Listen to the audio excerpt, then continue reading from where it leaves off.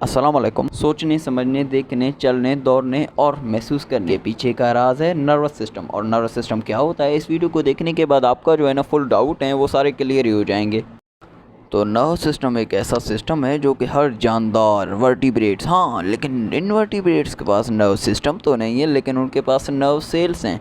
मतलब कि उन्हें ज़रूरत इतना नहीं कि वो इतने पास नर्व सिस्टम रखें, लेकिन उनका काम नर्व सेल से भी चल ही जाता है। तो आखिर नर्व सिस्टम होता क्या है? तो नर्व सिस्टम आप कुछ ऐसे समझ लें। Nerve system definition: the network of nerve cells and fibres which transmit nerve impulse between parts of body.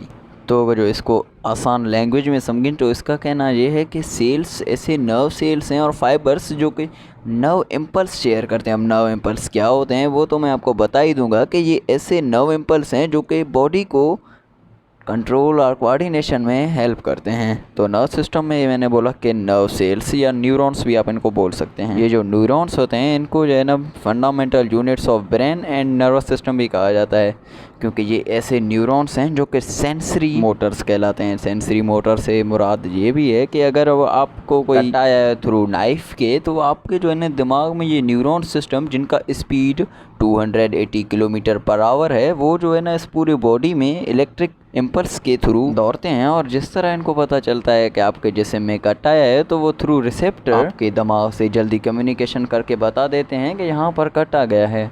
जिस तरह के आपने स्टार्टिंग में सुना कि नर्व सिस्टम में जो है ना न्यूरॉन्स एंड फाइबर्स होते हैं, तो फाइबर्स बेसिकली जो है ना लॉन्ग सिलेंडर लाइक स्ट्रक्चर इनका होता है, और जो कि इलेक्ट्रिकल इम्पल्स होते हैं वो जो है ना फाइबर्स ही कैरी करते हैं। और अगर जो देखे जाएँ इनके टाइप्स नर्व सिस्टम के, तो वो जो है ना फंडामेंटल टाइप्स दो हैं। पहले नंबर पर आने वाला नर्व सिस्टम जो कि सेंट्रल नर्व सिस्टम कहलाता है, वो जो है ना स्पाइनल कॉर्ड एंड ब्रेन के दरमियान जो नर्व होता है उसको नर्व सिस्टम ही कहा जाता है। और इसके अलावा दूसरे नंबर पर आने वाला नर्व सिस्टम जो कि पेरिफेरल नर्व सिस्टम कहलाता है, और वो जो है ना स्पाइनल कॉर्ड से लेकर हर पार्ट ऑफ बॉडी का फैला हुआ होता है, उसे जो है ना पेरिफेरल नर्व सिस्टम कहते हैं।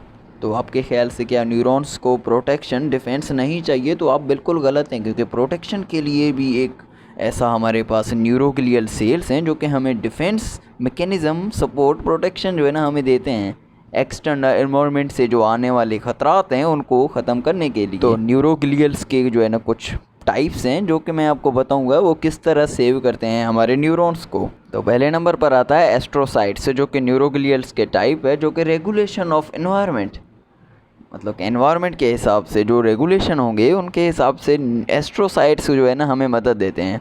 इसके अलावा दूसरे नंबर पर आने वाला ओलिगोडेंड्रोसाइट्स, जो कि CSF होता है स्पाइनल कॉर्ड में एक ऐसा फ्लूइड, उनको जो है ना प्रोटेक्शन देने में हमारी मदद करता है। और तीसरे नंबर पर आने वाला माइक्रोग्लियल सेल्स, जो कि हमें प्रोटेक्शन देता है, मतलब कि न्यूरॉन्स को प्रोटेक्शन देता है एक्सटर्नल एनवायरनमेंट के हिसाब से। चौथे नंबर पर आने वाला कायवन सेल्स, जिनके पास माइलिन शीथ होते हैं, वो जो है ना न्यूरॉन्स को प्रोटेक्शन डिफेंस करते हैं एक्सटर्नल एनवायरनमेंट से। जो आने वाले बैक्टीरिया वो हमारे कभी कभी ब्रेन में भी आ जाते हैं।